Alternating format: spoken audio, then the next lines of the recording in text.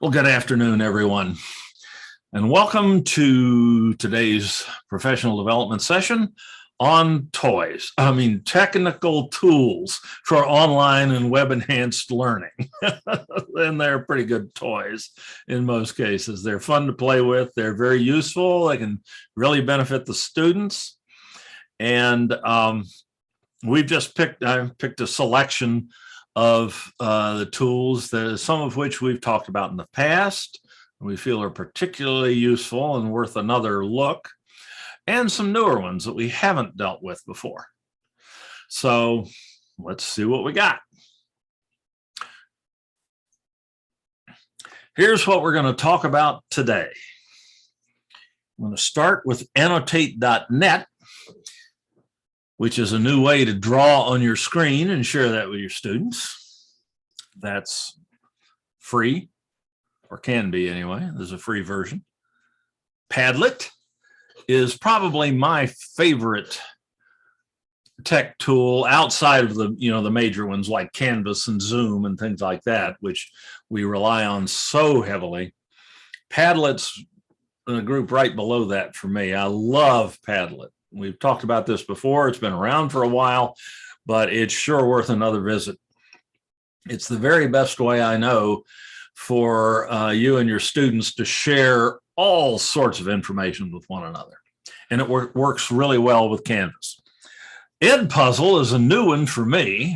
Some of you may be using it already, but Edpuzzle is a way, as we'll see, to embed quizzes in YouTube videos, among other things, which makes the videos much more effective as learning tools. Another new one that I include because of its speed and its ease of use is the IORAD tutorial builder. Allows you to make online tutorials about as quickly as anything I've ever seen. And finally, another old favorite is Kahoot, which is a student response system. Remember clickers?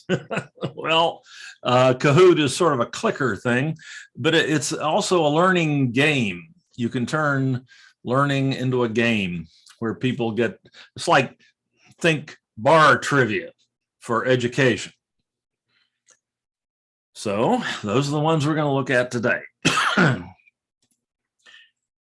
We'll start with them in order. We'll start with annotate.net. And I'm starting on the Google web page because annotate.net, at least in one of its forms, is what's called a Google Chrome extension. It's a little program that plugs into the Chrome web browser from Google that allows you to do things other than just browse the web in Chrome. There are hundreds and hundreds of these extensions, and many of them are quite fascinating, and they're almost all free. As far as I know, they are all free, or at least have free iterations.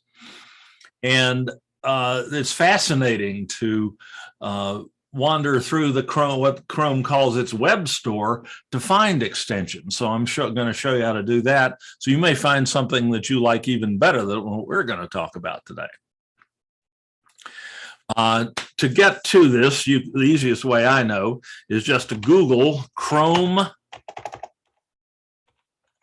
Web Store. And there's your Chrome Web Store. The URL is chrome.google.com/web store. We go there. He said, yoo-hoo, Chrome. There we go. We get to the Chrome Web Store, and by default, we are looking at Chrome extensions. You can also get Chrome themes, which make it look different, so on, but that's not what we're into today. We're going to look at extensions. And they've got categories, and you can just browse through them for hours. There's all sorts of fascinating stuff in here. But the one we're going to look at is called Annotate, right now anyway. Look at right now. It's called Annotate. And there it is, annotate.net. In the web store, if I just click on that, I get a page that describes what Annotate does. And if I had not already installed Annotate into my Chrome web browser, it would say, this button here would say Add to Chrome. Since I already have it in there, obviously it's giving me the option to remove it from Chrome, which I don't want to do. I want to use it. So what's Annotate look like? To actually annotate or access Annotate, I just need to bring up a web page, any web page, like, let's just bring up the Canvas login page. That's one we've all seen. And I have Annotate already running here, but to get Annotate started, if I don't have it automatically running, I can go to the extensions list that I have installed in my Chrome web browser, which is always available on the top bar here of Chrome. And it looks like a little puzzle piece. That's how they view these extensions, as little extra puzzle pieces, making the Chrome puzzle bigger. If I click that icon, I get a list of all the all of the extensions I've loaded into Chrome. I've got quite a few. You might note that a number of them have something to do with Canvas.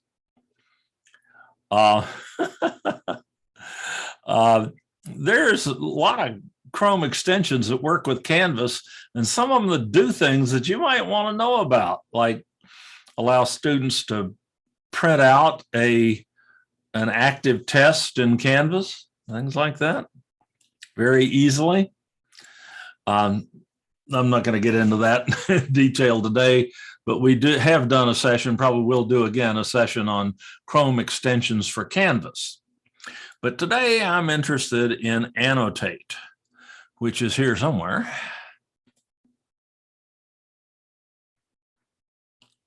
There it is, Annotate Web Annotations. I could start it from here by just clicking on it. But this one I have pinned to my bar up here, to my icon bar at the top of the Chrome window. That's what that little push pin being lit up means. I can pin any extension I want that I use frequently up here, so I don't have to look for it in this list by just clicking on that little pin or clicking again to unpin it. So I have Annotate pinned here. And this is the Annotate icon. If I mouse over it, it tells me that.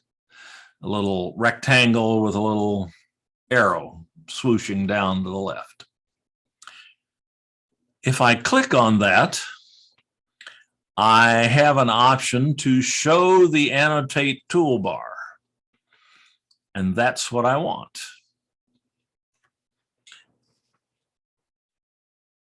That's Annotate up there. So what does Annotate allow you to do? Well, Annotate allows you to annotate.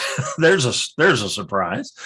It allows you to draw over top of any page, web page that you bring up in Chrome, like the Canvas login page. We got a series of tools here. One thing you can do is just capture a screenshot. This little camera icon here. If I do that, I can click and drag the portion of the screen I want to take a screenshot of, and click. What do you mean no notebook open?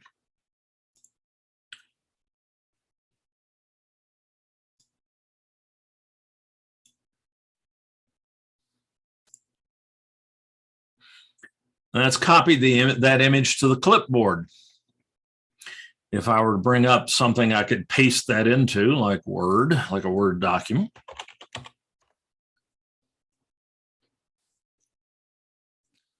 There's a Word document. If I just paste now, there's that screenshot. So it's a pretty handy little thing. One of the easier ways I know to take a screenshot and then put it into Word or Canvas or whatever, wherever you might want to use it. But the real functionality of Annotate are these drawing tools here on the second level. This being the little pen that I use more often than anything else. If you click on that little pen, your mouse cursor now turns from an arrow into a little pen tip, a pen nib. And if I want to draw, let's say I want to call attention to this user ID box on the Canvas login page, I can just click and hold my mouse button and draw a circle around it. Or I can sort of draw an arrow, if I could draw.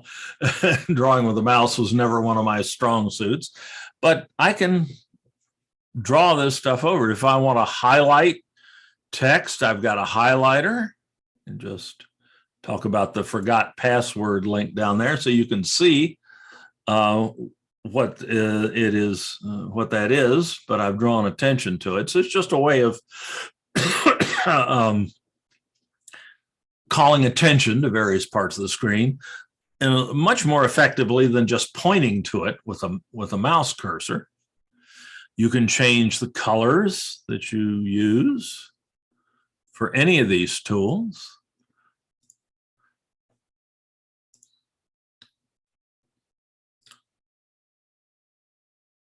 Very easily using the little toolbar. So this is just an annotation app, but it'll work with any web page in Chrome.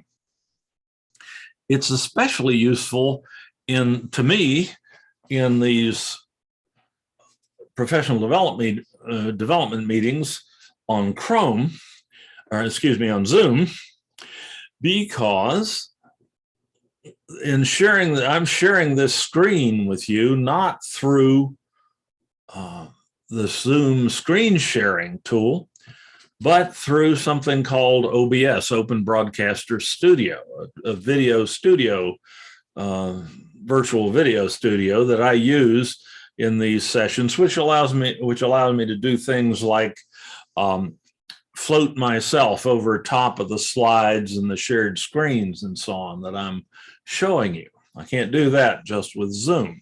But if I'm not using the Zoom screen share tool, I don't have access to the annotation tools that are built into Zoom's screen share tool. So Annotate replaces that for me. So anybody who uses OBS a lot is going to find this Annotate tool very handy. And this part of the tool, at least, is completely free. Marnie, do you have a question? Dr. Dave? Oh, okay. I see your hand up. Yes, thank you. So you're saying the Chrome, but I'm using a Safari based. I'm using a Mac. Right. So do I still go to Chrome? If you wanted to use this Chrome extension version of Annotate, yes, you'd have to use Chrome. It only works in Chrome. Okay. But as we're going to see in a minute, there's another way to use Annotate that is not a Chrome extension. And you could use that with Safari or any application on your Mac desktop. Good question. Other tools, I've got an eraser, as is common with these, so I can erase, excuse me. Dr. Dave, I have a question. Oh, yes, go ahead. we don't see your share screen. We see just small of. Are you That's in? the way. Oh, I'm sorry, I should have mentioned this. You want to be, for this presentation, you want to be in speaker view. Oh, thank you so My much. bad. I should have mentioned that earlier. That's okay. If you're not familiar with that, let me share my Zoom screen just for a second. Okay, I did it. Thank And your view button is in the upper right-hand corner here. And if you click on that, you can go to speaker view. And then everything will be full screen. And I think I forgot to go ahead and spotlight my screen so that I'm showing up no matter who else is talking. Okay, is that better? All right, there we go. And so there's an eraser that you can use to erase any of the annotations that you've made that you no longer need.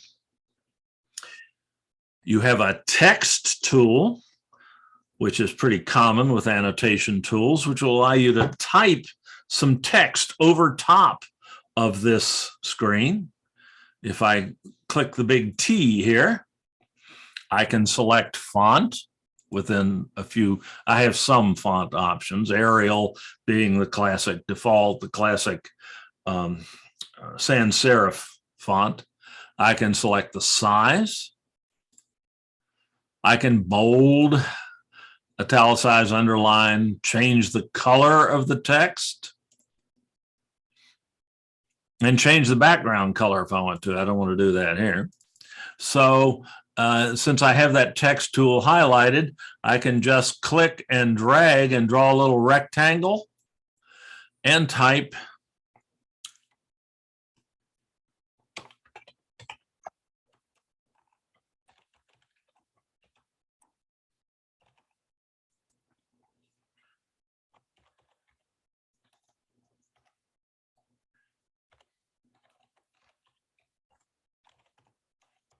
if I could type.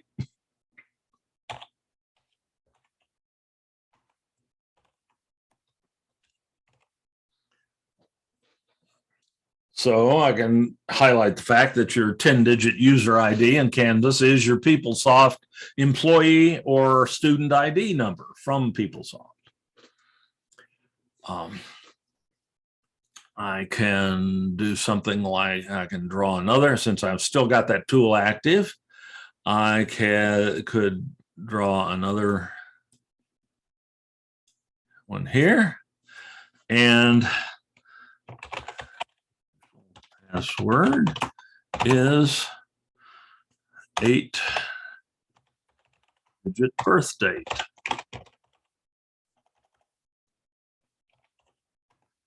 Month, day, year.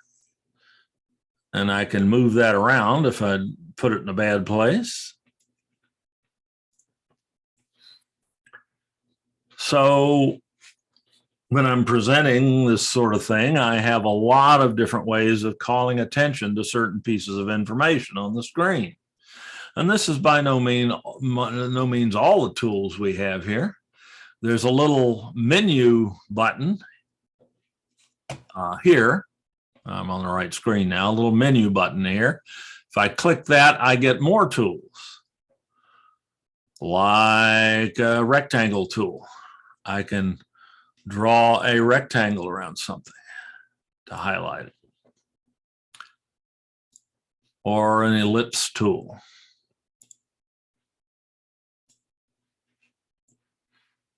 Just click and drag to draw.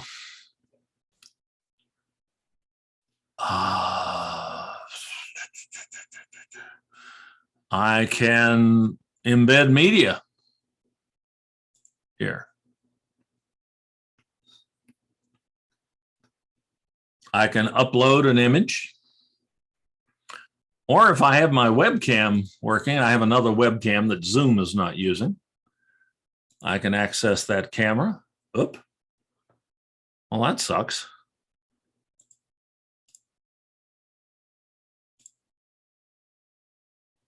Oh, because it's using the wrong camera.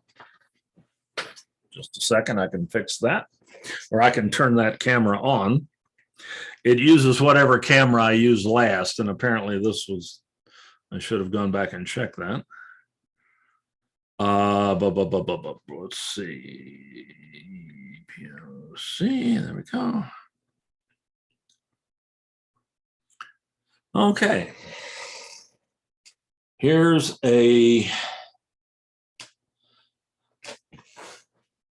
this is obviously my smartphone that I'm using the camera in, and I'm using an app on the smartphone that allows the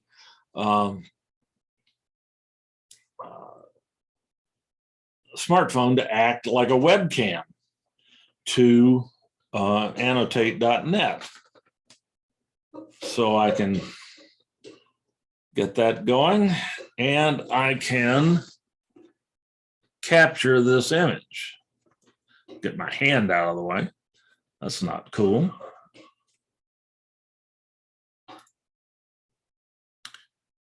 And I can add that image.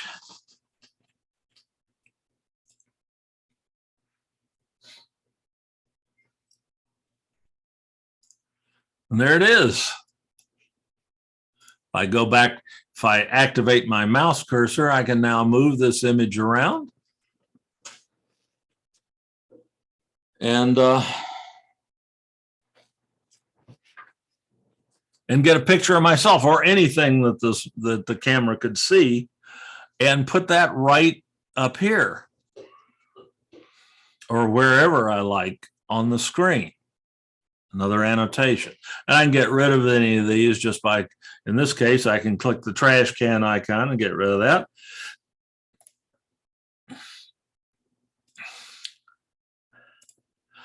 Or I can clear all annotations by clicking the little trash can icon in the annotate toolbar and delete them all and start over again, or not.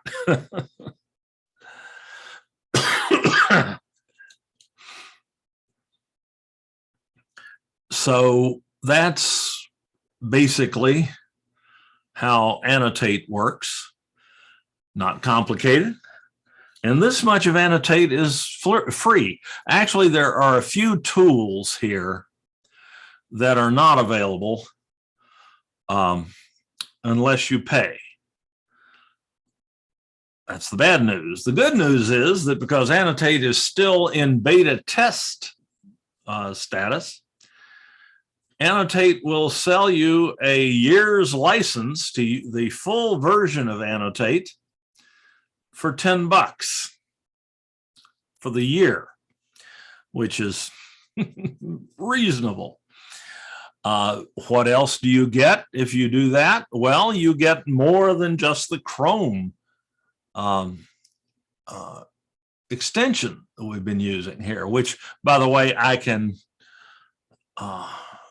squeeze back down if I don't want it in the way anymore by going to annotate.net, the home website for this tool. And I can sign up for free and get certain limited capability, or I can pay for an instructor account. And all you have to have in order to prove that you're an instructor is an EDU email address. And I can get it for $10 for the year. If you see anything here that looks interesting to you, it's certainly not going to be terribly expensive to try. Or you can just sign up for free by clicking this button and providing your email address. I'm going to log in. I've been logged in, so Annotate had the login cached, so I didn't have to actually enter my email address and my password, but here we are. This gives you all sorts of other capabilities, which I'm not going to spend a lot of time on today. Annotate tries to be like a little learning management system almost. And it's not too bad at it, but we have Canvas, which is better. But or actually it tries to be a little Zoom as well, which Zoom is better. But I kind of like the screen sharing recording tool here. This is a very simple, quick, lightweight screen recording tool. I can just click record and record my screen just with VoiceOver.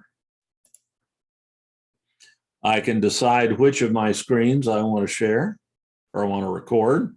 Like I'll take this one up here. I have 4 screens on this computer. Hopefully you would just have the one screen. Actually, hopefully you'd have at least 2. But I can say I want to record screen 2. Then I just click share. Counts me down. All right, now I am recording what is going on this, on my monitor, which you are not seeing, unfortunately. Let's see if I can get,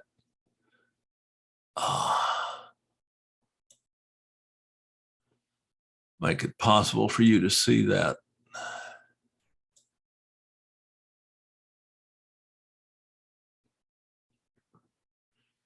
No, darn it, I picked the wrong one. Well, let me just move that down, move when I'm, Let me show you what I was recording. I can just stop the recording. Clicking here, it saves the clip.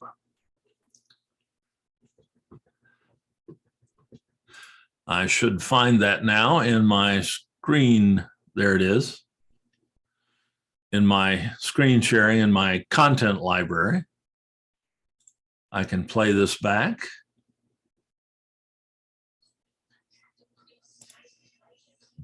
Right now, I am recording what is going on this. And it captions it automatically. On my monitor, which you are not seeing, unfortunately. Let's see if I can get it. Not an especially useful recording, but if I had chosen to share the right screen, I'd have been fine. So I can very quickly make a little video that I can then share.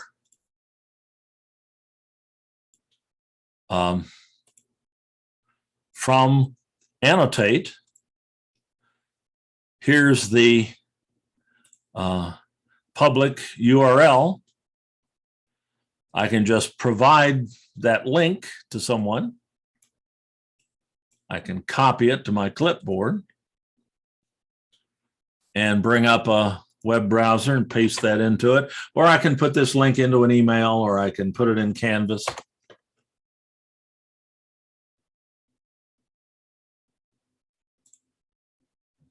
Right now, I am recording what is going on this. So that's a very simple, easy to use recording tool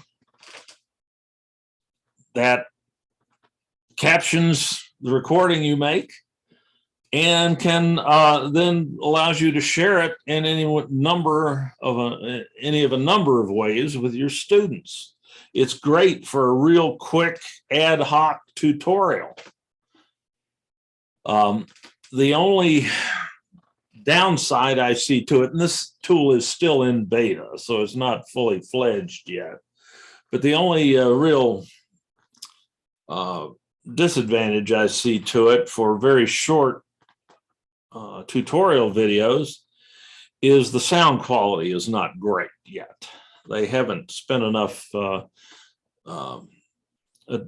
paid enough attention to the sound quality. It's certainly audible and understandable. It's just a little muffled.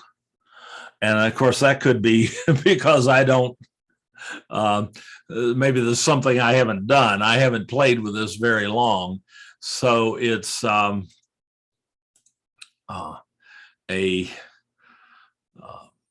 there may be a way to improve that. But all in all, I'm pretty happy with this. And you can't beat the price. even if you decide to go ahead and buy the basic instructor version of it, like I say, it's only going to cost you $10. But to me, the real wonderful part of this is the annotation tool, because it's always available anytime I have Chrome open. So if I'm working in Canvas or Word or any, Canvas or Google Docs or any web-based application, I have this annotation tool available to me in real time or in a recording that I'm making by the means. Oh, and I forgot too, the laser pointer. I've got a little pointer that's a lot easier to see than my mouse cursor when I'm moving around and pointing at things on the screen. So it's probably worth it just for that. But the annotation tools are really handy as well. So that's annotate.net, or annotate. The movie clip video, is it editable? Great question. I think you can download it. Let me see. We'd have to download it. You can't edit it at Annotate. They don't have an editor built in, at least not yet. But if I go to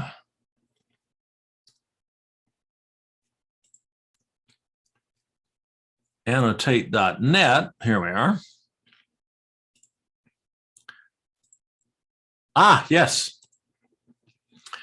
Here's that little nothing video I just made, and I've got a little context menu down and to the right of it.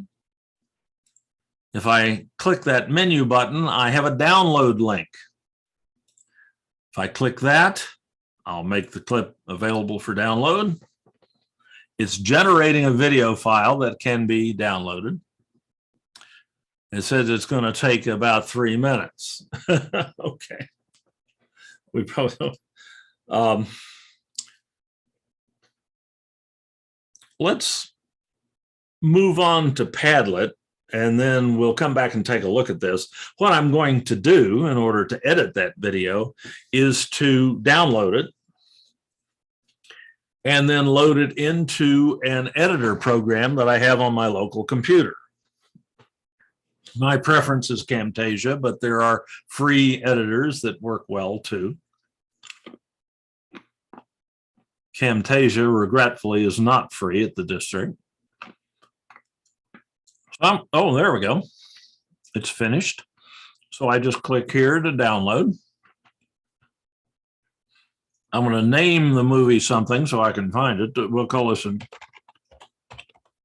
Annotate 1. I'll put it in my videos folder.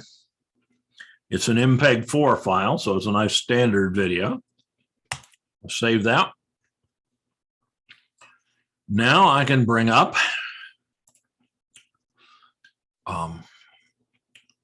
my editor, Camtasia. I'm not sure which screen that's going to start on. Here we go. Here's Camtasia. New project.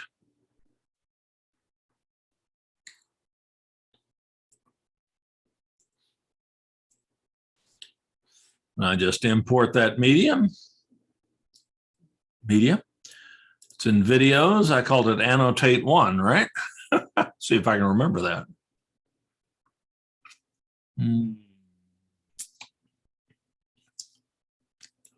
Where did it stick that?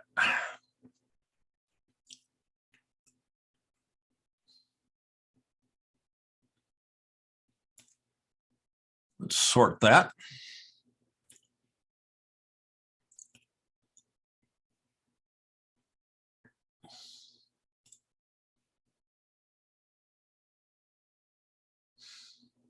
There it is, Annotate 1. Select that, open it.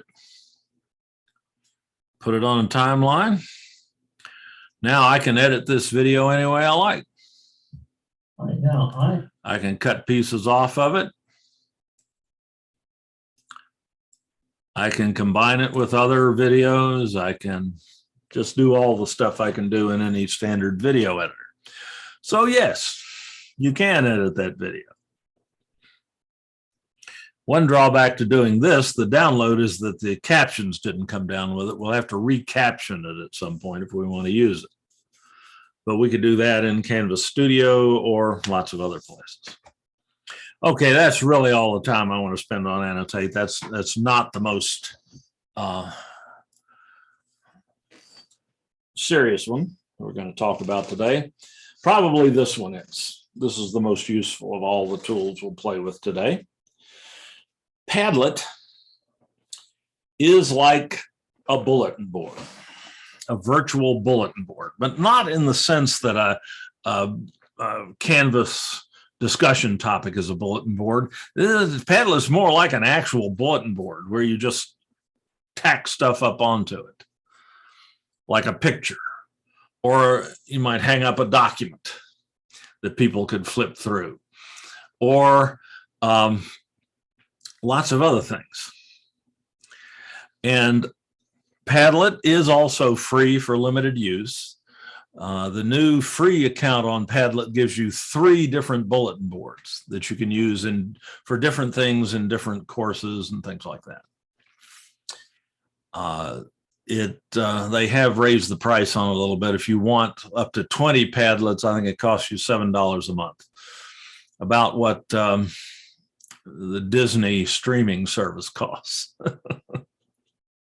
You get all the Marvel movies and so on. So that's kind of an expensive thing, but it's not terrible. But you can reuse Padlets and things like that, so that you don't have to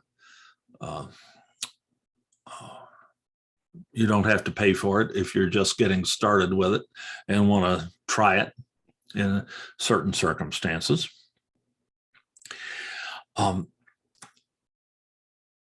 It's the best way I know to easily share all sorts of virtual or computer content across the web.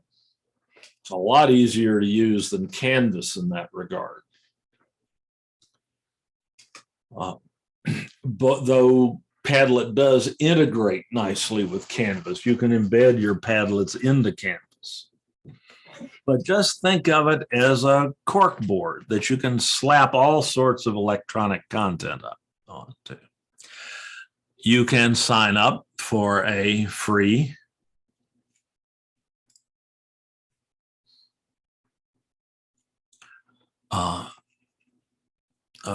account.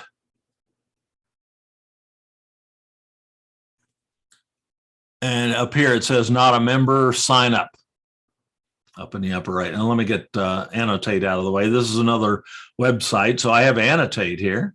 Oh, I could use Annotate, couldn't I? Move that out of the way. Here's the sign up button up there. Annotate's a handy little devil. If you click sign up,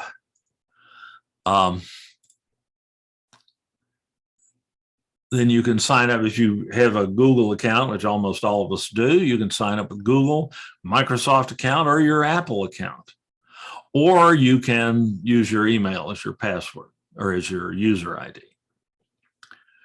I do have a Padlet, so I'm going to log in, and I log in with my Google account. So I'm just going to do that. And here's my Padlet dashboard, the Padlets that I have made. My account is a free account. I've used Padlet for years without paying for it. But I started with Padlet a long time ago.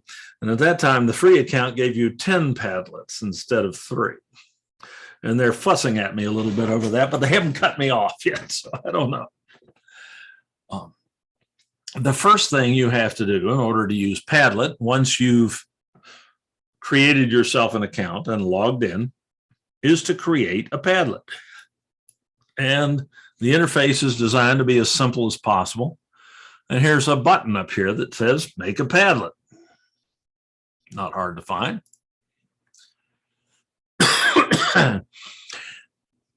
You're going to just drag and drop stuff onto your bulletin board, and you can have Padlet organize the stuff you drag and drop onto it in a variety of ways. You can have them just pack it in as tightly as possible, or you can have a roll of toilet paper. You have each item that you put on your Padlet one above the other and scroll up and down, roll it up and down on a roll. You can have a grid arrangement, a shelf-like arrangement. You can pull up maps that Padlet has in it and add like, say you're dealing with international students and you want to create a Padlet where you can put their pictures on it over the top of the countries where they come from. You could do that here. But the one I like is the free form one. They call it just the canvas, where you can put stuff on the Padlet anywhere you darn well please. And it doesn't try to arrange it for you. So I'm going to select that. So I have to select one of these layouts. I'll just select that one. And here's my new Padlet. I have some little options that I can avail myself of, or I can just take whatever defaults Padlet is thrown at me. I don't particularly like that background, so I can go down here to the wallpaper and I can choose all sorts of layouts.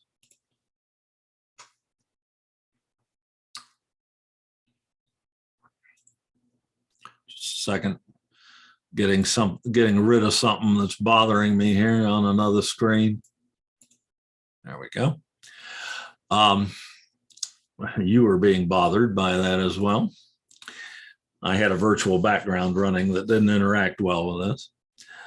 Or I can pull up pictures.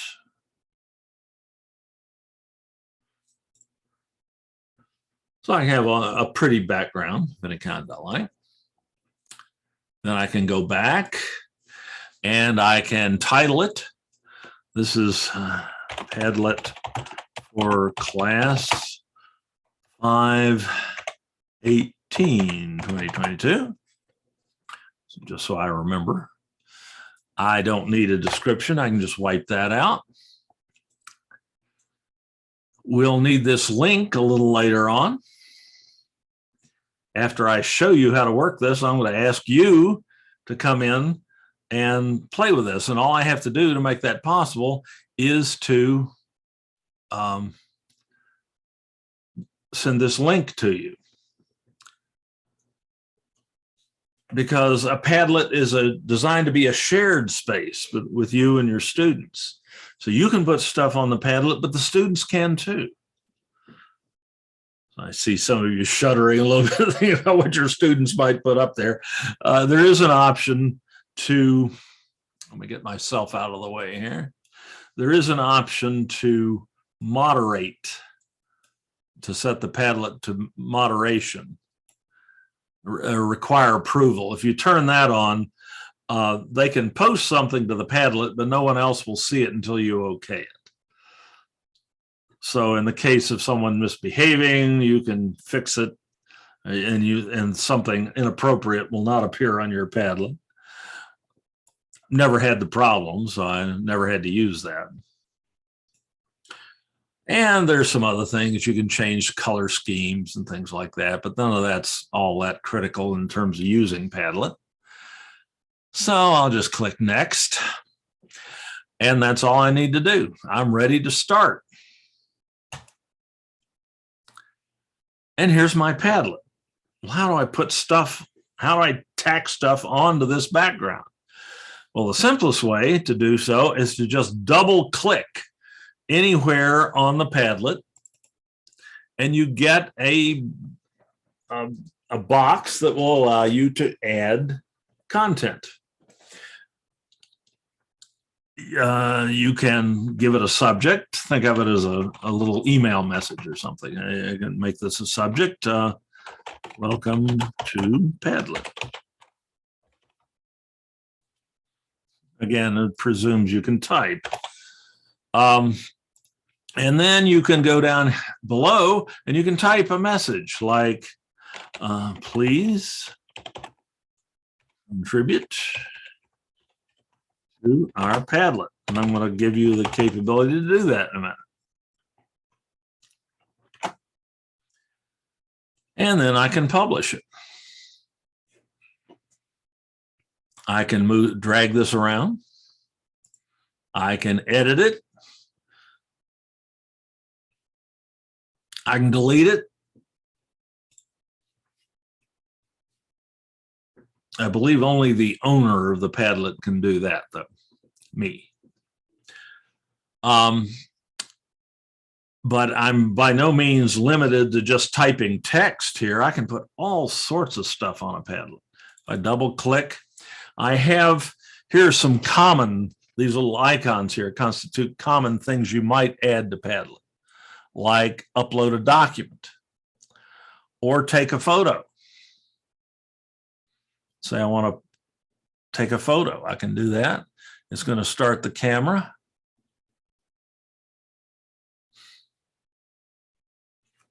I think it's having that same problem I had a minute ago. Should have. Let me see if I can get that working.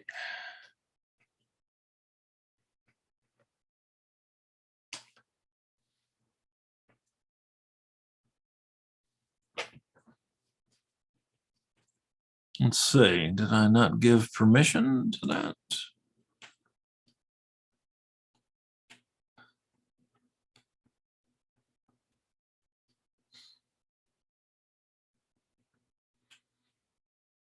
It's trying to use the wrong camera. I'm not going to worry about that right now. I can put in a hyperlink to something like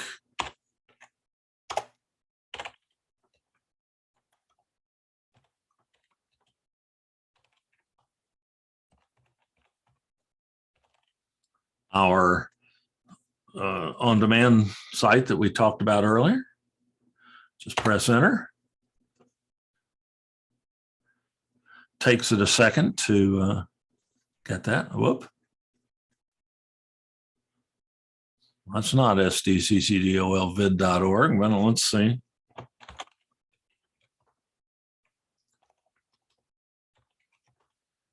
And then publish it. Not sure why that's taking me to, oh, that worked. It gave an inaccurate thumbnail, but there it is. So that's a link. Let me get Padlet back here.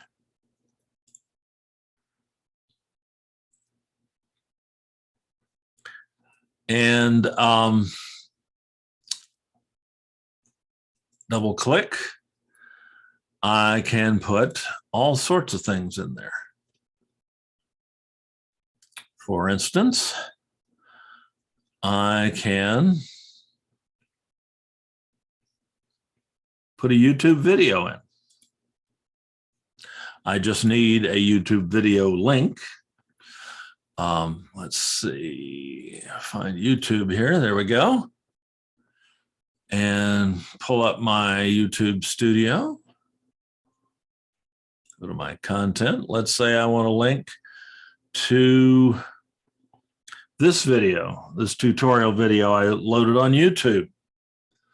I can go to the details page for that, and I can get the video link for this YouTube video. Click this icon to copy it to the clipboard, go back to Padlet, paste that into Padlet, and just enter. I can add a subject like add a Canvas user. and publish it. There's a YouTube video. Manually enrolling users into your Canvas course. As an instructor, you have the right to do this and the capability. You will just go to the People link in your course menu and select.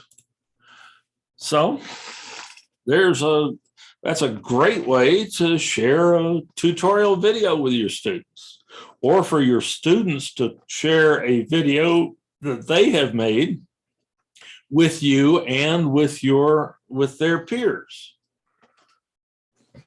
Maybe one of the more common uses of Padlet is to create a photo gallery for a course.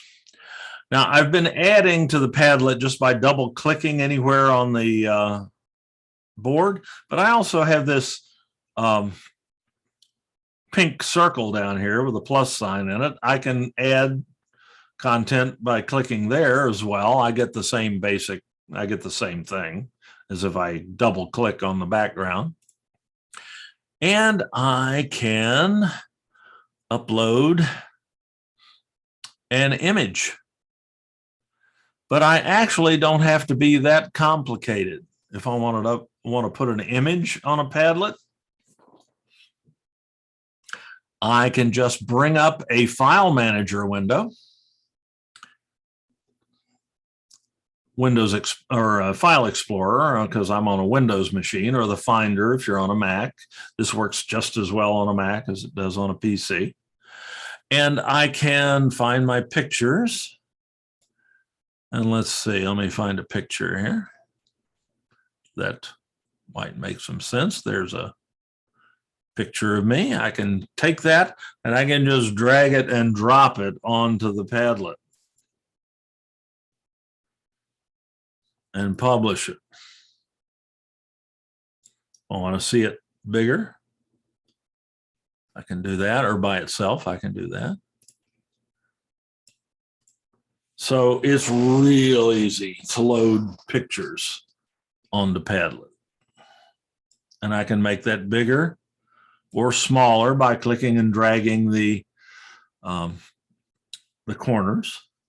And I can line this stuff up any way I like. By just dragging it around.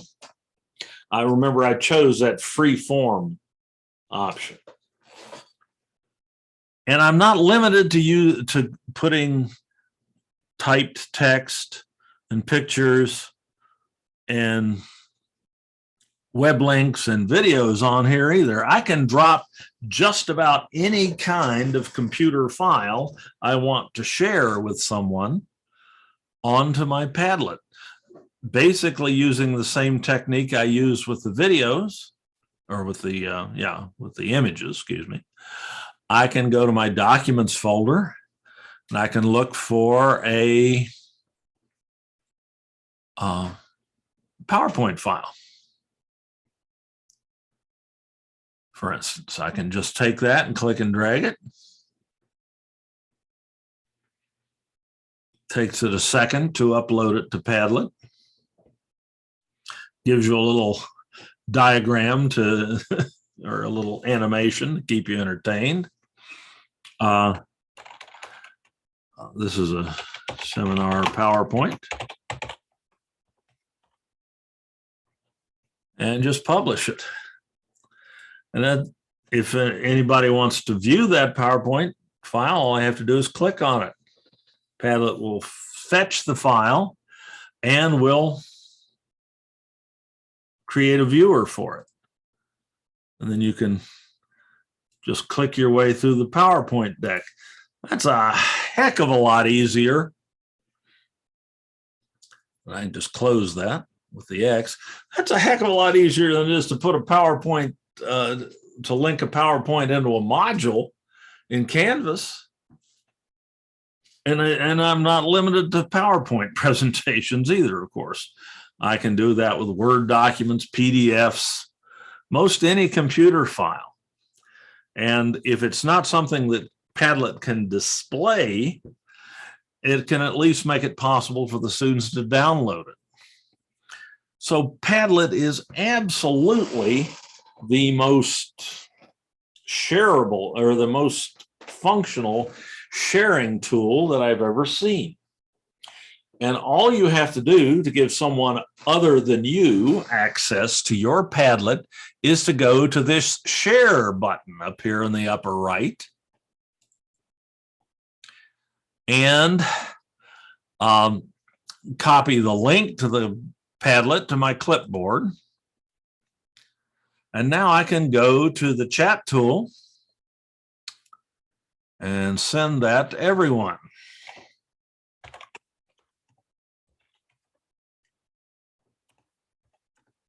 Just pasting it in. Try it. Try clicking on that link in the chat tool and seeing if you can't access the Padlet. And then try putting something on there. Just double click anywhere on the background and type something. Or drag a file onto it, a picture or whatever. It's so much easier for your students than navigating, say,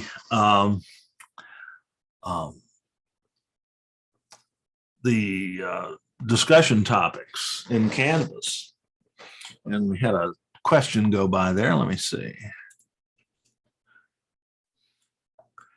Only 3 bulletin boards. How do you save the past posted file? Is there a way to save the Padlet as a file and store it outside Padlet? Yes, I believe there is. Very good question.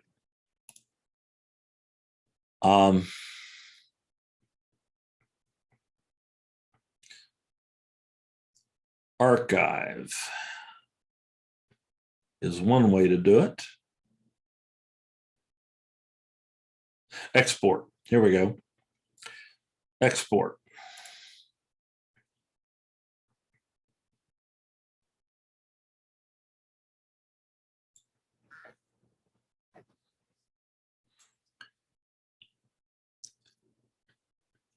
You can save it as just a picture.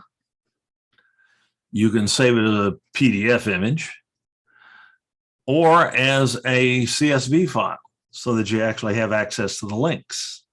It's an Excel, a comma separated value file, an Excel file, or as an Excel spreadsheet. Or you can print it onto paper. Let's try saving it as an Excel spreadsheet. Let me put that in my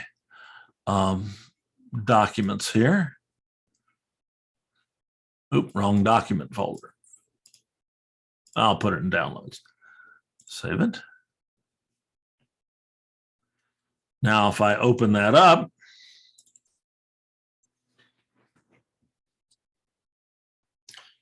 it's opening Excel, just a second.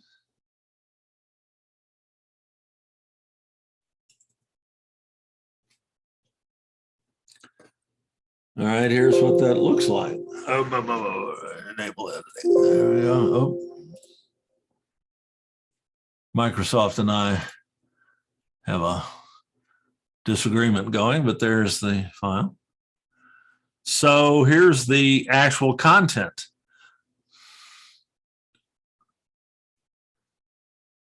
That you can access. Or you can, of course,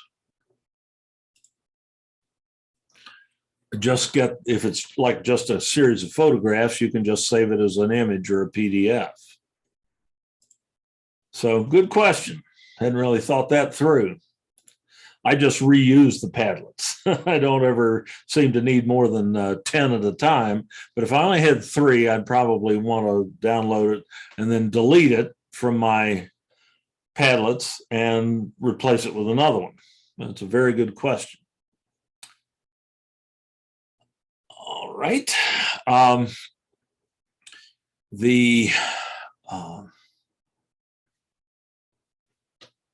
And while I keep saying all this is easier to use than equivalent tools or sharing tools in Canvas and so on, but Padlet actually integrates with Canvas beautifully.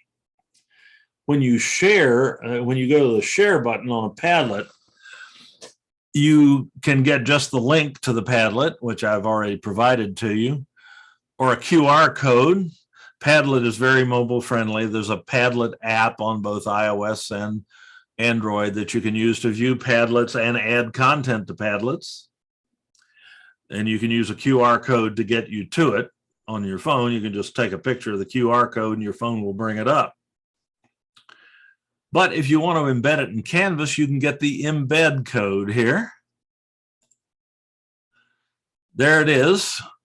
You don't have to worry about that code or how it works or anything. You just copy it to your clipboard. And now you go into Canvas. I'll log into Canvas. Come on, come on, come on. There we go. And just pull up a Canvas tutorial sandbox here that I can put this into. The best way to put a Padlet into Canvas would be to create a page, Canvas page, and embed the Padlet into that. There's my Pages tool. I can view all pages and then add a new page to my list of pages in Canvas. I'll call this Padlet page. And I just go into the Rich Content Editor box, and I select from my Rich Content Editor icon bar the Embed tool, the little cloud out at the end. And I paste the embed code into that tool and click Submit. And there's my Padlet. If I save this and publish it, this is a dynamic Padlet. I can add content to it.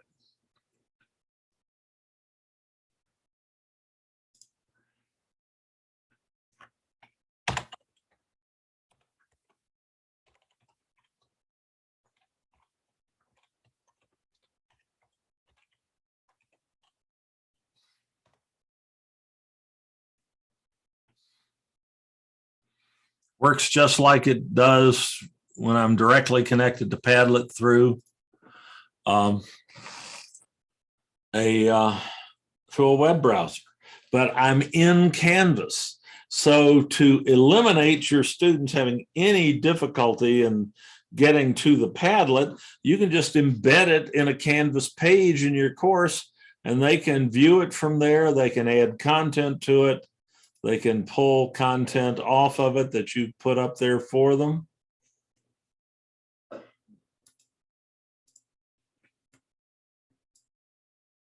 And of course, the Padlet will just keep expanding.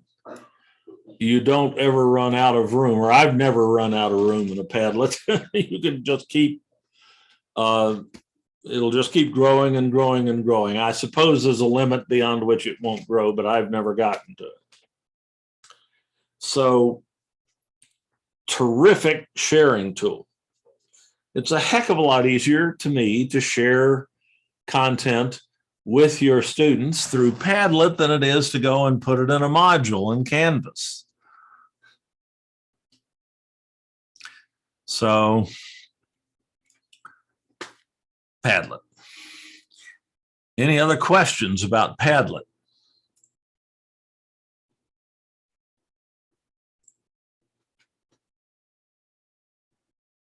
And again, for 3 Padlets, it's free. For up to 20 Padlets, it's $7 a month. And you can upgrade at any time if you so desire, or you can just make do with the 3. They've gotten greedy over the years. I never had to worry about it when I had 10. I never needed more than 10 when they gave you 10. All righty. The next one we're going to talk about is Edpuzzle. Edpuzzle basically does one thing very well. It allows you to take a YouTube video, either yours or someone else's, it doesn't seem to care, and allows you to embed a quiz into it. At this point, some of you may be saying, wait a minute, this sounds familiar. We can do that with Canvas Studio. Yes, you can. But Edpuzzle, for free, does this a whole lot more simply than Canvas Studio will. And it has a critical advantage over Canvas Studio in that it allows you to embed open-ended questions in your quiz, or think an essay question. In other words, a question that requires the student to type something in. Canvas Studio won't let you do that. Canvas Studio can only embed quizzes and videos that contain multiple choice, multiple answer, and true false questions, 3 objective questions. Edpuzzle allows you to embed open-ended questions. So it makes it much more effective at getting information from students and forces students to think a lot more when they're actually watching the video, which is the whole point of embedding a quiz in a video. The idea, of course, is that the video plays and every now and then a question pops up that the student has to answer based on something they've seen or heard in the video. This makes them think about what you're saying in the video. It also just makes them, if they know this is going to happen in advance, they tend to pay a lot more careful attention to the video as it's running, rather than just sitting there and letting it wash over them passively, because they know that they may have to answer a question at any time, and none of us want to feel stupid. You know, suddenly have a question pop up that we can't answer, and even if no one else is ever going to know, it's still embarrassing. So embedding quizzes in tutorial videos is a serious effectiveness multiplier for the instructional purpose of the video. So how do we do this? Well, you can sign up for free. You just tell them I'm a teacher. And you can sign, if you can use your Google account or your Microsoft account and piggyback on that to get you in. Or you can sign up with Edpuzzle, where you provide them with an email address and make a password. So I have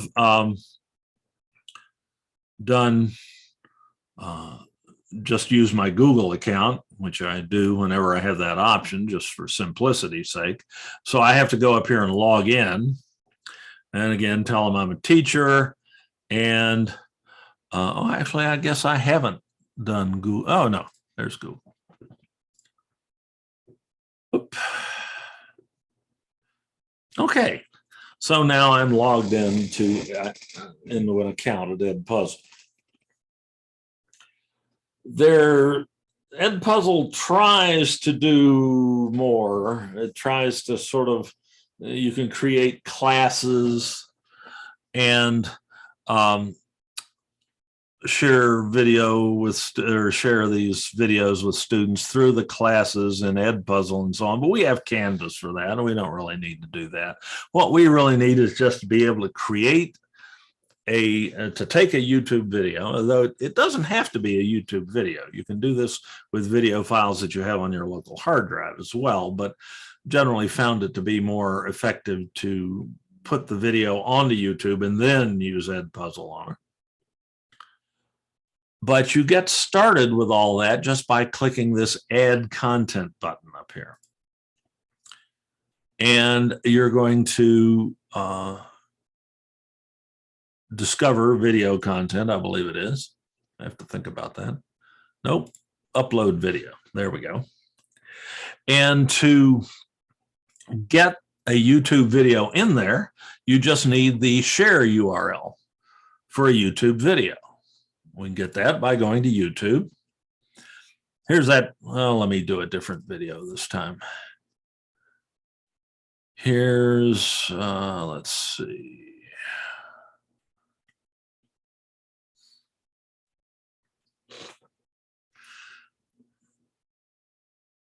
That one's right short. Already done that one.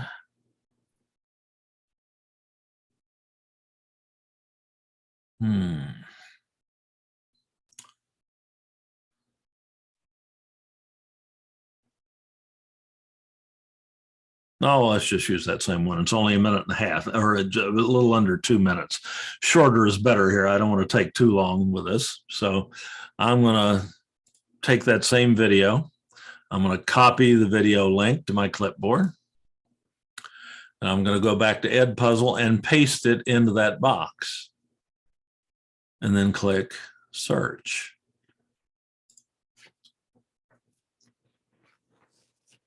It finds that video.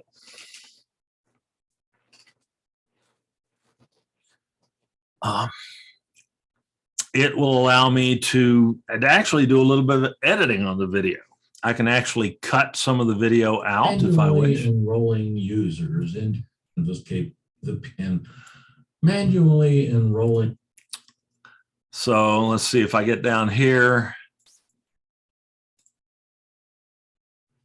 There's a little bit of dead air at the end there. I can take that out.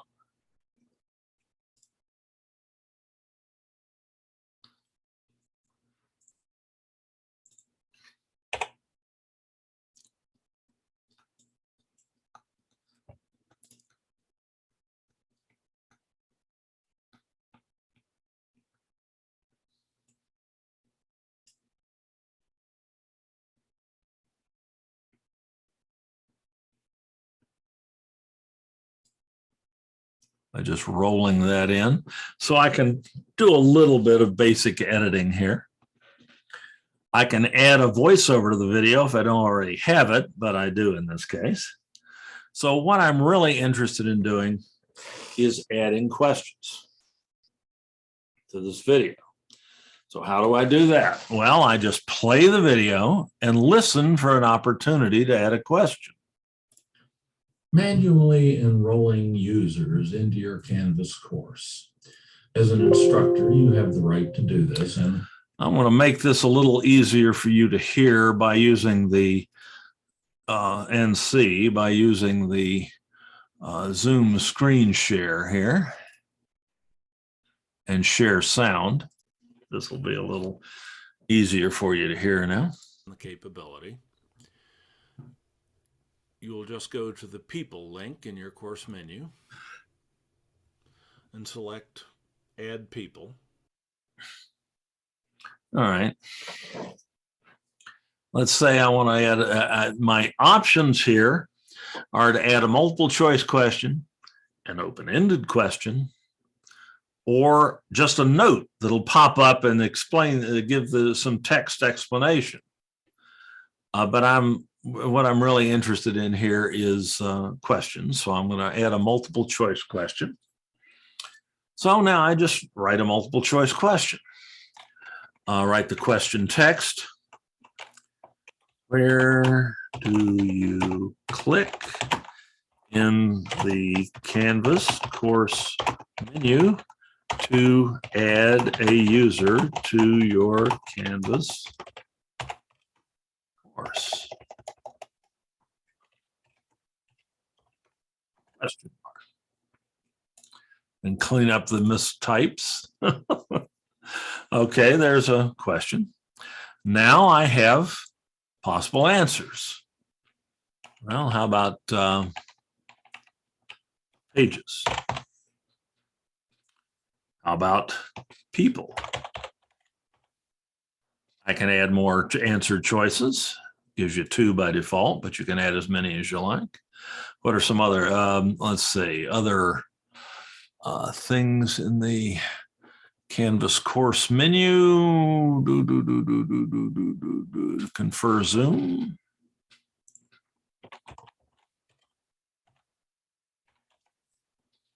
Let's have 4.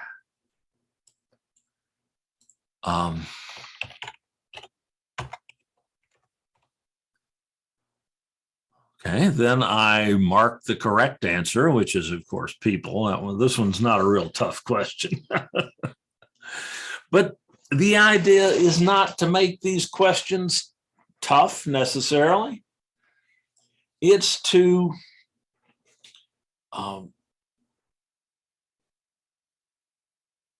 make the student think about what they've just heard.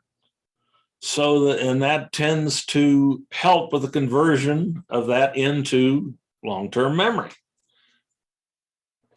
So any revisiting of what's been said and shown in the video, however trivial and whenever it occurs, is going to make the video a more effective instructional tool by quite a good factor of multiplication. Once I've finished with the question, I just save it. And it's marked on the timeline with a little black dot. Let's do one more here. You'll need the login ID for the person that you wish to add to your course. This person has to have an active account on our Canvas system. So there are just endless opportunities here for adding questions. I don't want to spend too much time at this. I can put as far as I know, you can put as many questions as you like into this thing. But I might go out to the way out here. And let's say I want an open-ended question. Actually, I don't want to put it that far out. I can add a question anywhere on the timeline. I'm going to put in an open-ended question. This is something they're going to have to type something to answer. Why might you add a user to your Canvas course?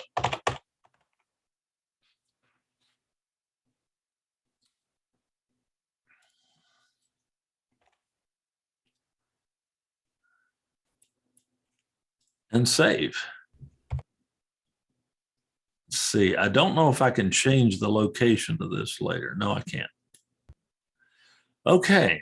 Oh yeah, I can. Actually, I can put that out here. If I decide that's really more appropriate out toward the end, I can drag it out there if I change my mind.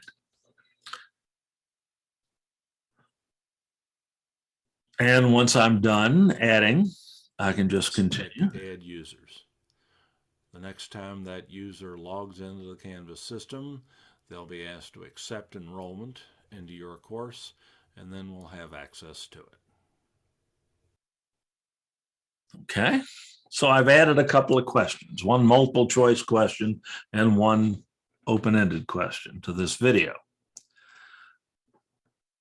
Your work is saved automatically, but you do, in order to finally save it and cap it off, you have to click Finish up here. And here's your little video. Manually enrolling users into your Canvas course to do this and the capability. You will just go to the People link in your course menu and select Add People. Bada boom. When you hit that point in the video, the question pops up. You answer it and continue. Submit. Tell green, you got it right. You get an instant feedback. Feedback delayed is feedback denied, right? So now we just continue. You'll need the login ID for the that you have that user ID. You'll get a green check mark here and can just click. Why might you add a user? And share with a colleague.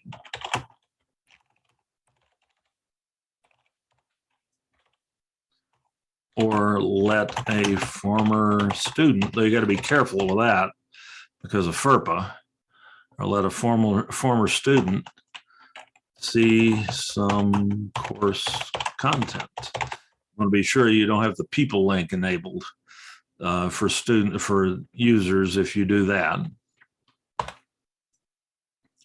And submit that. And continue. Click Add Users. The next time that user logs into the Canvas system, they'll be asked to accept enrollment into your course, and then we'll have access to it.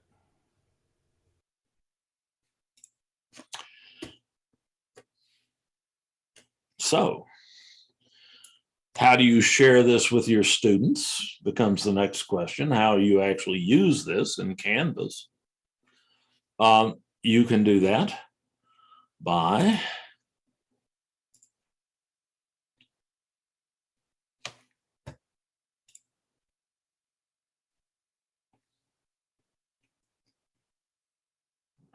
finishing this again. It is publicly accessible, so anybody can see it if they have the link. And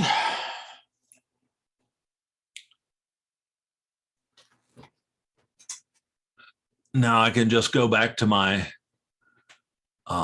content. There's my adding a Canvas user. And to share that, I just need a link to it.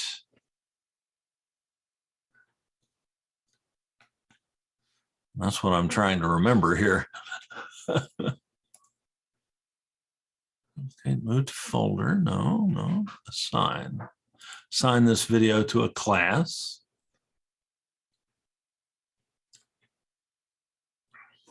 No.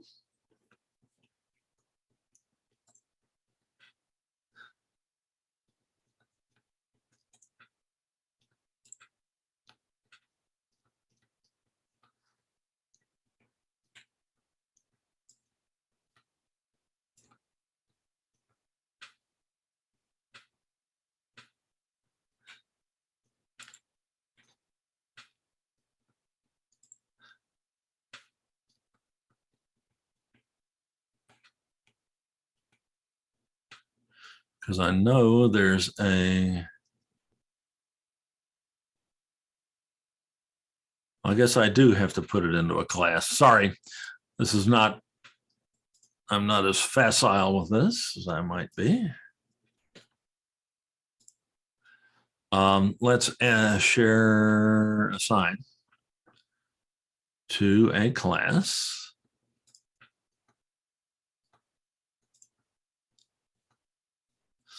That's a class not in Canvas, but in here. Now,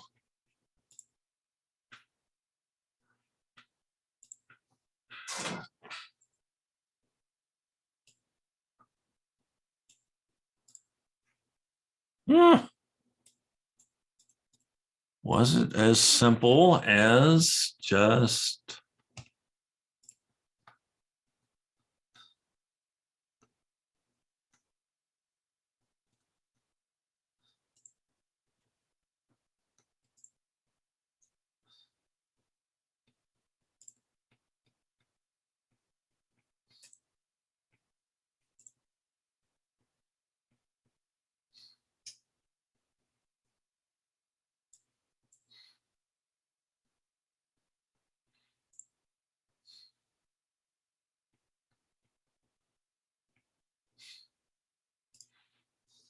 try this. Go back to I'll just take the URL for that video. Go to my, go to here, add a web link into my Canvas module, put that URL in. Call this Edpuzzle video 2. Load it in a new tab and add the item. Publish it, and let's try it.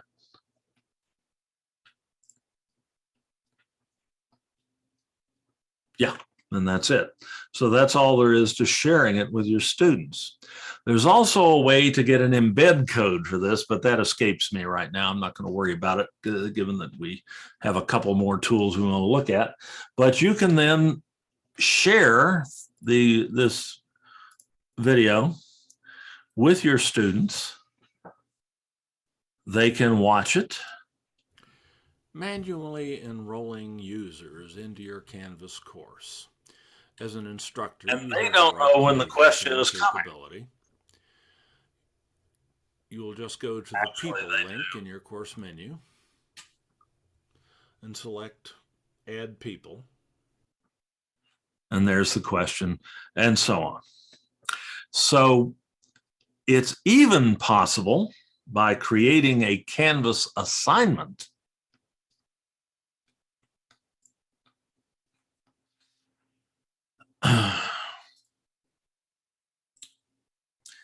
to have this actually show up as a grade in your grade book and be counted toward the student's final grade. You do that by creating a Canvas assignment. Let me show you what that looks like with one that I've already created here. I'm going to edit assignment settings. And you set submission to do this. You set submission type to external tool instead of online or on paper. You then find the external tool in question.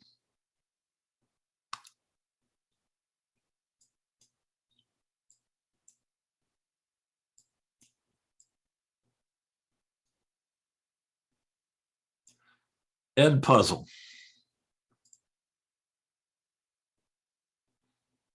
You have to log in to actually create the assignment.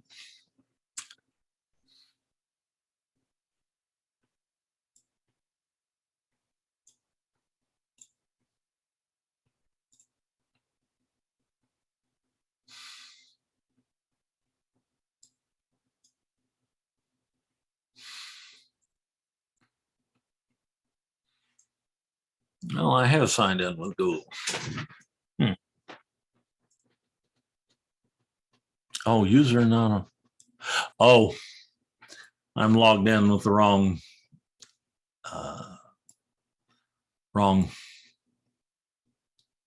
account in Canvas. So I'm just going to dump out of that. But that's the process that you use to create the assignment. And once you do, and go to the module, the student can watch a video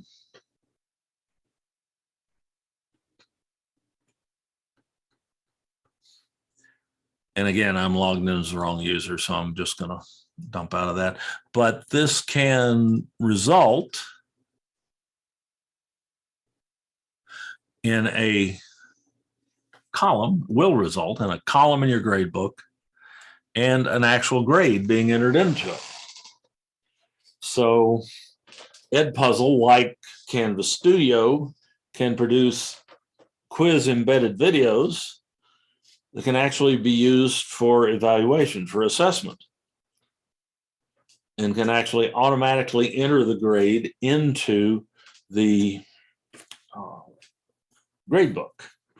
This requires actually enabling the Edpuzzle app in your Canvas course, which you can do as an instructor if you have teacher access to the course.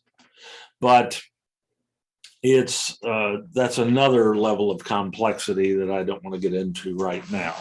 The real value of these things is not so much an assessment as it is in instruction, in making your instructional videos more effective for students rather than assessing.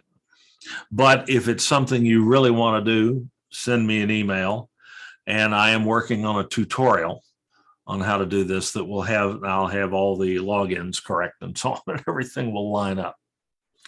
But I don't want to spend the rest of the day doing that right now. So that's Edpuzzle. I'm going to skip over IORED right now because that one is quite frankly not really as interesting or as unusual as some of these. We have lots of good ways of making online tutorials. And the basic free version of IORED is somewhat limited, and the paid version is prohibitive in cost to me, to my mind. It's like $200 a year, and it's just not worth that. So I'm going to skip over that one, and let's go straight to Kahoot, which is a lot more fun. And we'll finish up the day with Kahoot, and if we have time, with Google Lens. All right. Kahoot is a hoot.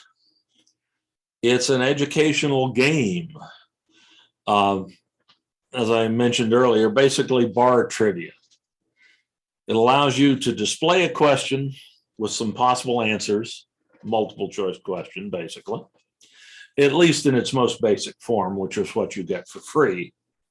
There's a paid version of Kahoot, which gives you more capability, but to me, probably not worth it. Just the free version is great, and it allows you to do the basic original thing that Kahoot was designed for and did so well, which is to basically throw a question up on the screen, have everybody in the group answer it, and see how people do. And you can divide. If you pay for it, you can actually divide people into teams, and you've got everything that you need for bar trivia, except the alcohol. They can supply their own, I suppose, if they really want to get into it. So how does Kahoot work? Well, there's a number of ways you can access Kahoot, but my current favorite is the new Zoom app that we're about to have, that everyone is about to have access to. So I'm going to share my Zoom screen here with you, and I'm just going to oh,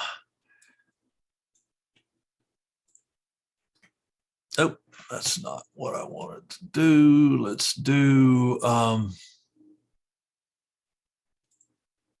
let's just minimize that. All right. Zoom, like Chrome, has extensions, many of which are free, which you can access. When our Zoom accounts are transferred or migrated from ConferZoom, the ConferZoom account group, to our SDCCD account group on July 1st, we'll have practical access to this type of what I'm about to show you. Actually, these apps are restricted by default. You have to ask the administrator for permission to load them into your Zoom account. If you ask the administrator at ConferZoom, they're just going to ignore you. Ask me how I know that. I've been ignored several times. But when our accounts are migrated at the end of June, actually on July 1st, starting late in the day, to our new account group, you're going to have this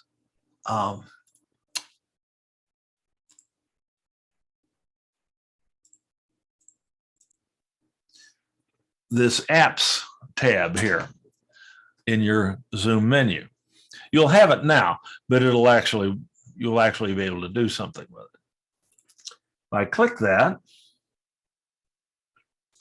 I have some of these Zoom apps loaded already, and one of those is Kahoot. I'm going to show you how this works first, then I'm going to show you how to make a Kahoot or a trivia game. So I'm going to click Kahoot, and Kahoot knows who I am through my Zoom account. So I'm going to host my own Kahoot. I've got to log in.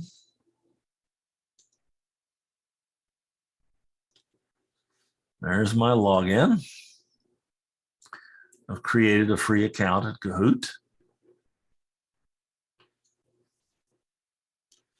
So I have to log in there.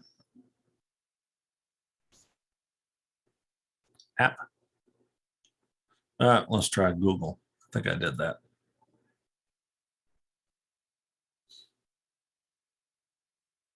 There we go.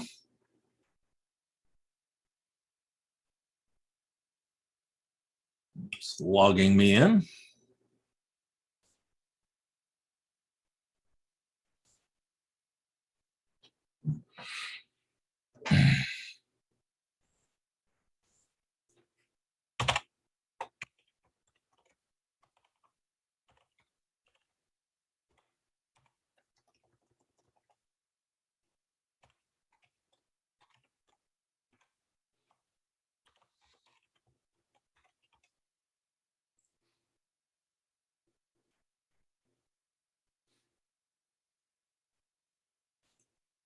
Come on.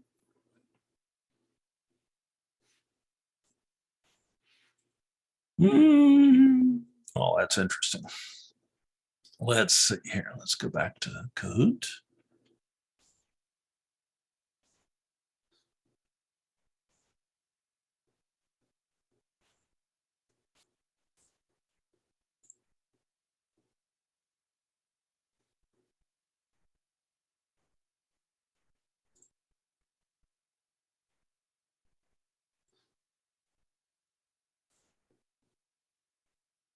Finally. And here's my one Kahoot that I have available right now. And it's Zoom Trivia. I can pull it up by clicking on the link to it, and I can start it.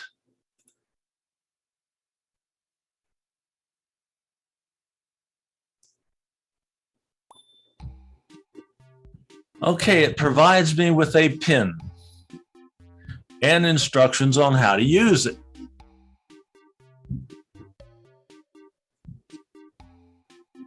And let's make sure I'm sharing that. Yes, I am. And it just sits there and waits for me.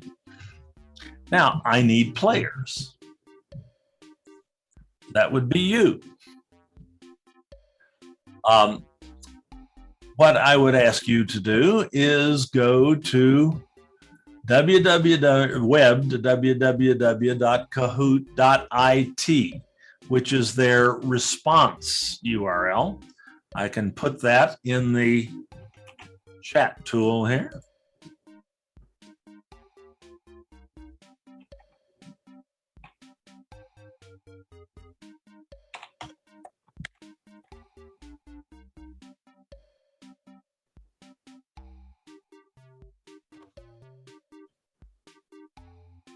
If you click on that, you should see a screen that looks like this, into which you can enter that game pin. 3790218 and enter. We'll then ask you for a nickname. It can be as cryptic as you like.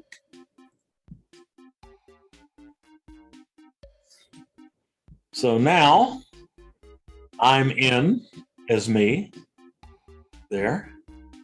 And if any of you care to do that again, just again, click on that link in the chat tool. And when you're asked to enter a PIN, it's 3790218. Should be able to see that on your screen, right? There's another one. I'm guessing that's Marnie.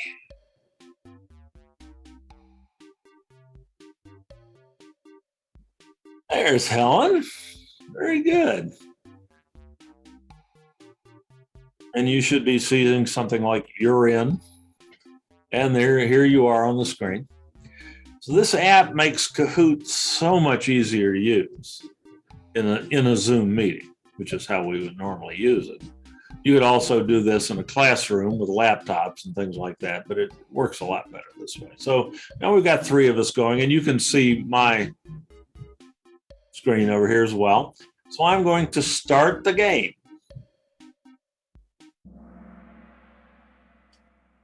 Boom.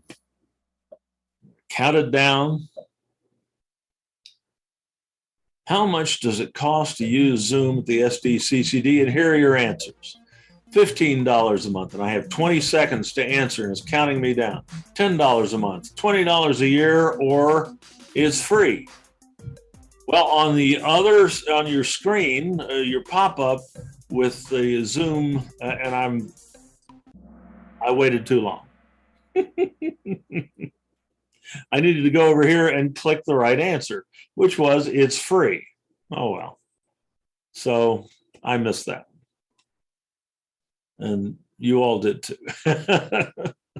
So we only have 20 seconds. You can vary the amount of time people have to answer each question. Let's go to the next question. It gives a scoreboard.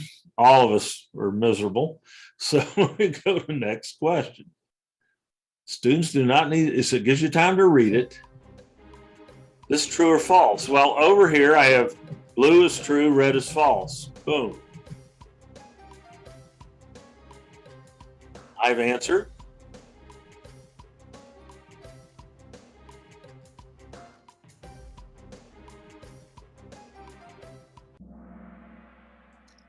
Dave, I don't see the question. Uh-oh, are you not seeing it on I the... only see the true false box, but I don't see the question. The question is in the Zoom screen share, and that's a little, that may be covering up or covered up by the huge buttons, and you may need to shrink that window a little bit. I quit Safari because the screen was frozen. It also froze my Zoom. I couldn't unmute my mic. So I just quit the program. I don't know why I couldn't log in and make it look like what you have. I don't know.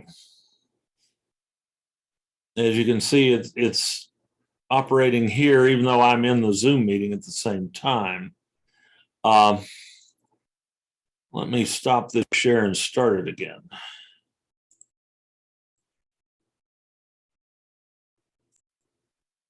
Okay, are you seeing my Zoom screen at this moment? Yes. Okay, Yeah. good. I got a feeling it's probably having something to do with this window popping up and automatically going full screen and obscuring the information underneath, which is in my Zoom screen share. So let's just watch me do it for a minute and not, and that's something. There's also a Kahoot mobile app that you can use to answer the questions on your smartphone, your iPad, and participate that way without having to have 2 windows visible at the same time on your computer, which is an additional complication. And it's always possible that for some reason that opening that window, I can't imagine why opening that web browser window would interfere with Zoom, but anything's possible. So I got that one right. I have a streak of 1, and it makes up some scores for you. So then I just click next again. I get a scoreboard, and now I'm leading because mine's working and yours is not. But this keeps, like I say, it's bar trivia. Then I can go to the next and final question. How long can your Zoom meetings be? As long as you need, up to 1 hour, 40 minutes, or 2 hours. Ours are Zoom Pro accounts, which are as long as we need. So that's the red. So I answered it just in time and I got it right. And then next, and it gives me everybody's score. All right, Helen, you got 1. Good for you. All right. And as always, Like what I had to do is like I gotta go from our Zoom meeting screen into Right. Google Kahoot, and then I didn't see the question again, but I know I saw the question in Zoom, so I just clicked it. yeah. Very good. Yeah, it's a little inconvenient on a computer with just one screen for the students. So that's where it's nice to use the smartphone app as well. But here we've got a little awards podium. Apparently there was one difficult question that nobody got. So it keeps, and it identifies it. And then we can just quit. So perhaps doing this through the Zoom app needs a little bit more clear directions on my part. But if we were to do this through Zoom, not through the app, it would probably be easier. We'll try that next time we do this. But I do want to show you quickly how a Kahoot is created so you can play with this on your own. If I go back to kahoot.com and log in,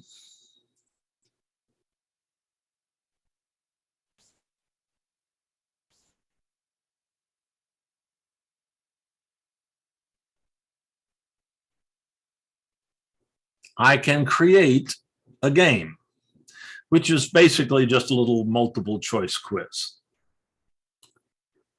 I can create a Kahoot or I can create a course. We don't need courses in Kahoot. We have courses in Canvas. So we just create the Kahoot itself. And we have some types of templates that we can use for Kahoots, but let's just look at creating one from scratch. You need to be able to do that. When you do that, you're asked to create your first question. And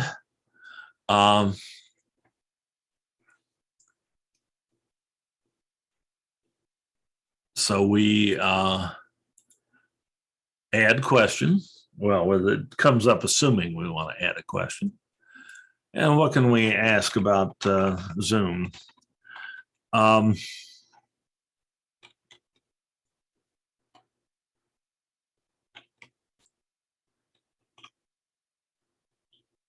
What Zoom you use to communicate with other attendees during a Zoom meeting? So you just type the question there. And then you have 4 answers. You can only have 4 answers, and you have to have 4. Well, you don't have to have 4, but you can only have 4. So you just add the first answer and the, we might say the participants tool.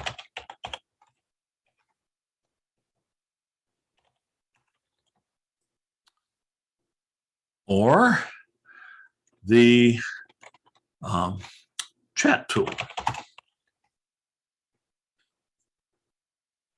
or breakout rooms, or polls. Now we just have to tell Kahoot the right answer. Chat tool. We just click on that circle. That puts a check there. And we've added our first question. Now we can add another question.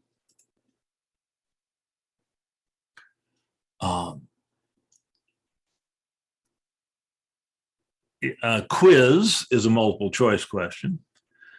True, false is obvious. Other questions like polls and so on require a paid account. So you're pretty much limited with the free account to either quizzes or true, false questions. So let's do a true, false question. That's easy. Our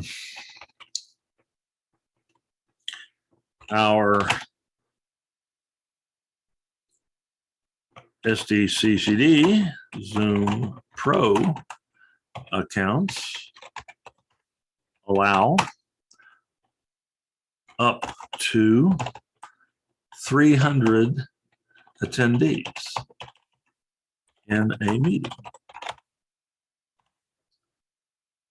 That is true.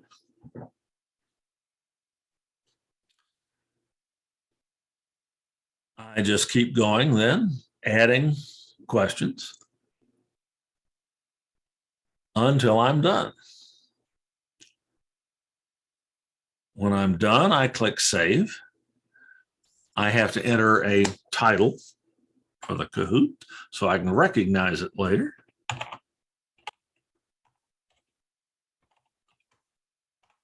Zoom Trivia 2 in this case. I can describe it in more detail if I need to. And then I can continue.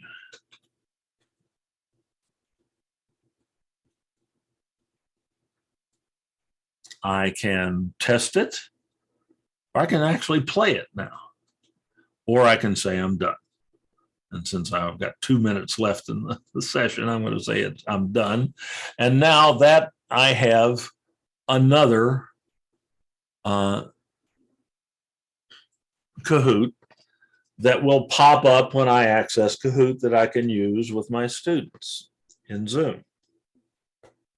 So that's all there is to creating a Kahoot.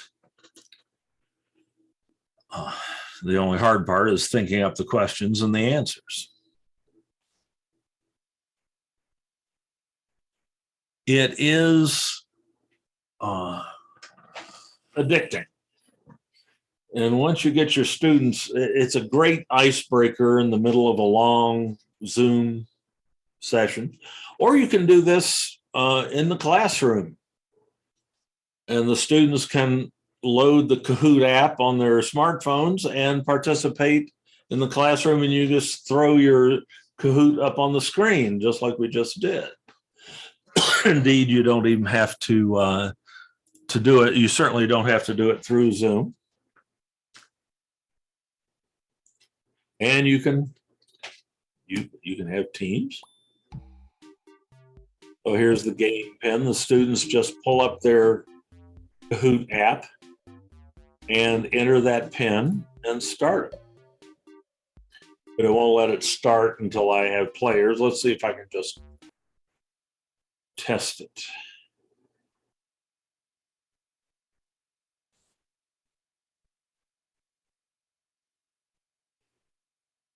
I may have eliminated that process. Let's see.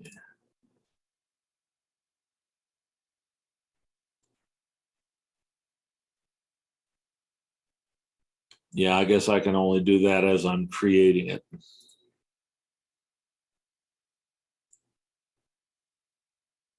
Oh, practice. There we go.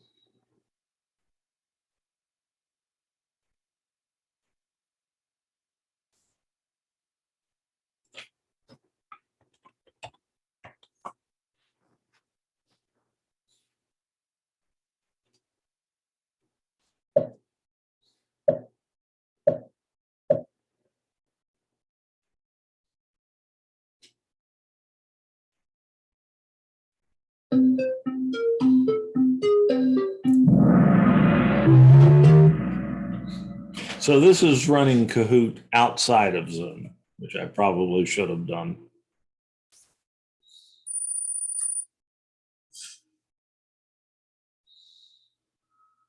So it gives you a moment to read it. Let's miss one. Ah, miss music.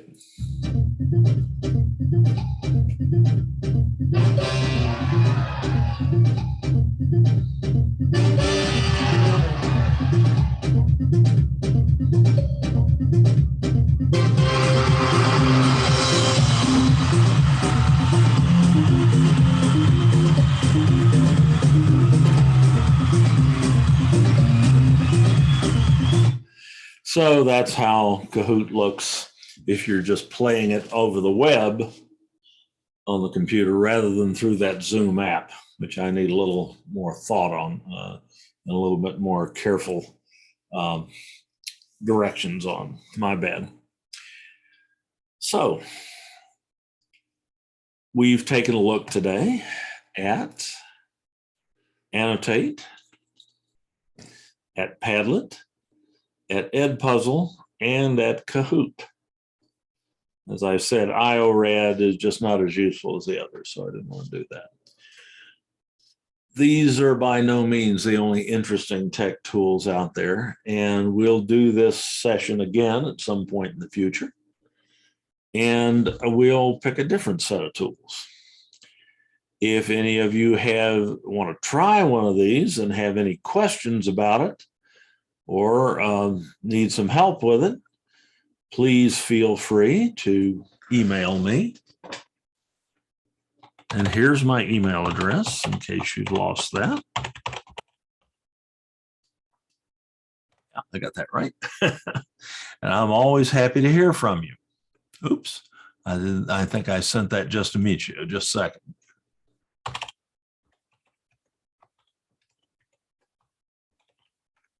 There it is to everyone.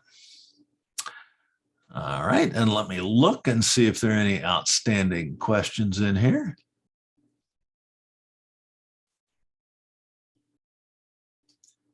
Can I share my Edpuzzle video in Google Sites? Absolutely. All you need is the link to it, which is what I put into Canvas. So it'll be just as easy to share it in Google Sites as it would in Canvas, maybe easier.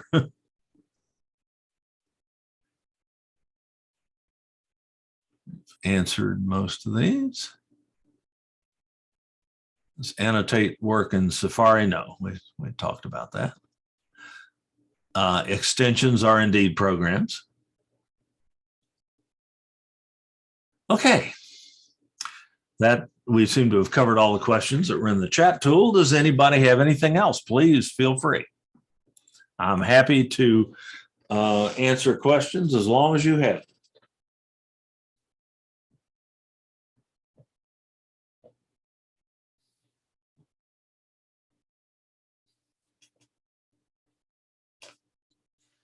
Or maybe there's a tool that you've heard of that you're interested in.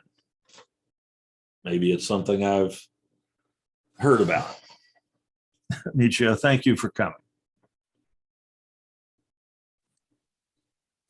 Hi, Dave. Hey. I wrote you an email to ask you how to copy, but I did that already. Thank you very much. Ignore that one. Oh, you figured it out. Huh? Yeah, I figured out that. Excellent. Thank you very much. Thanks for the Thanks. Yeah. heads up. You bet.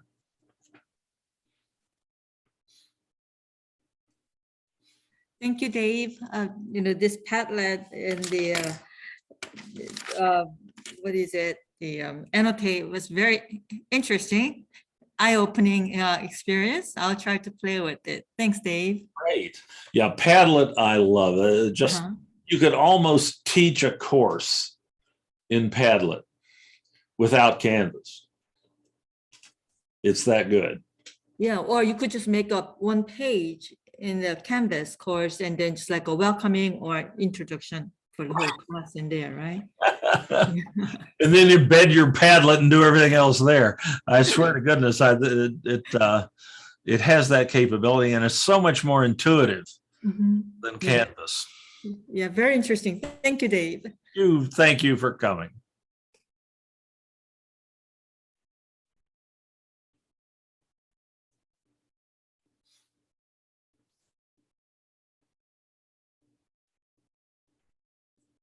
Anything else?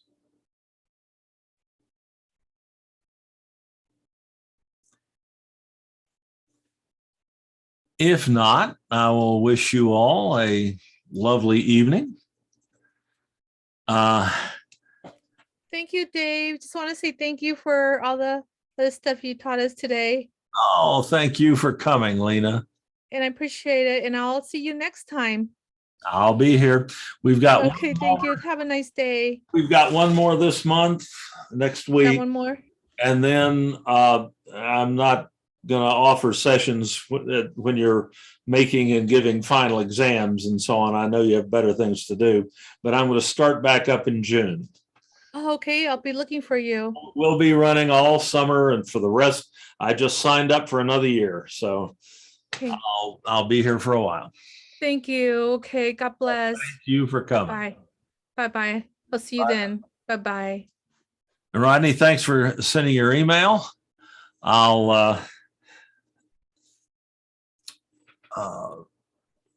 That'll allow me, if I get some additional information here that would flesh some of this out, I'll send it along to everybody who's in the meeting. Thanks, Dave.